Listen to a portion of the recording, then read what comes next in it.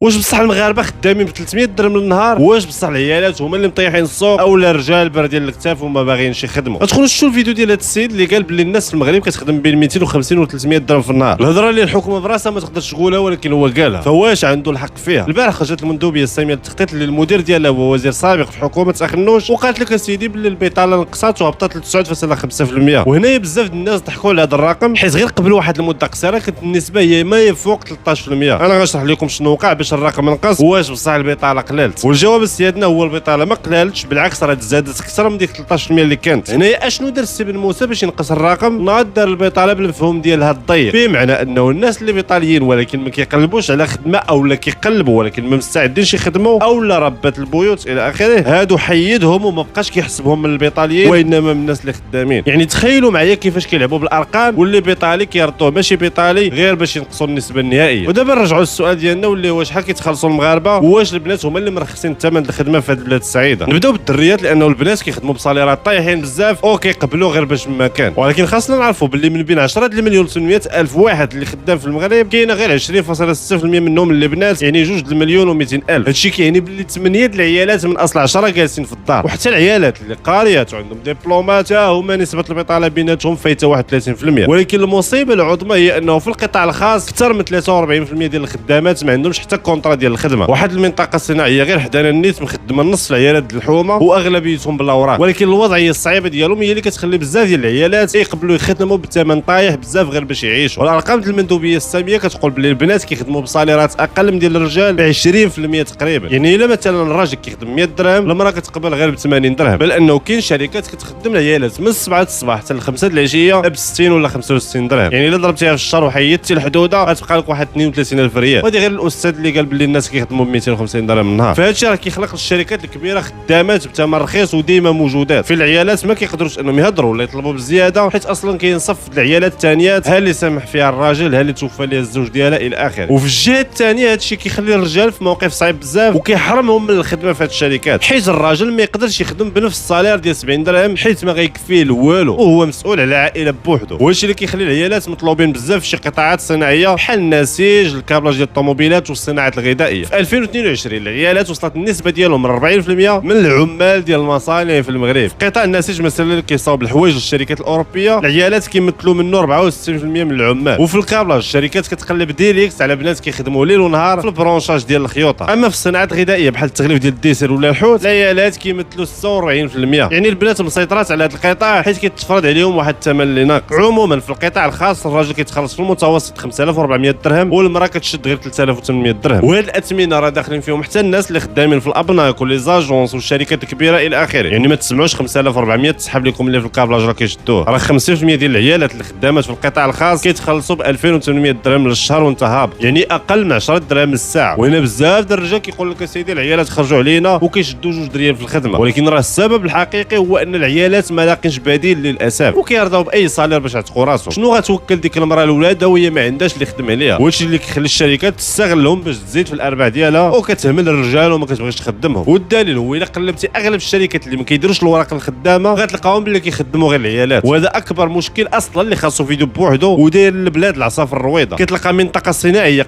قداش مخدمه 10000 د البشر ولا اكثر واغلبيتهم كيشدوا صالير قل من السميك وما عندهمش الوراق وما عندهمش كونطرا، ولا وقعت لهم شي حاجه في صحتهم ما كيعقلوش عليهم. حيت راه ما يمكنش نلوم مرا خدامه ب 70 درهم وهي الا ما خدماتش غتمشي تسعى ولا تمشي تبيع لحمها. ونفس القضيه بالنسبه للرجال ما نلومهمش الا ما بغاوش يخدموا ب 2400 درهم في الشهر حيت راه ما قدهم حتى ل 15 يوم ما يعبد الله. فما يجي حتى شي واحد يلوم الناس حيت ما عاجبهاش الحال وباغيه تخوي. دوزو بخير.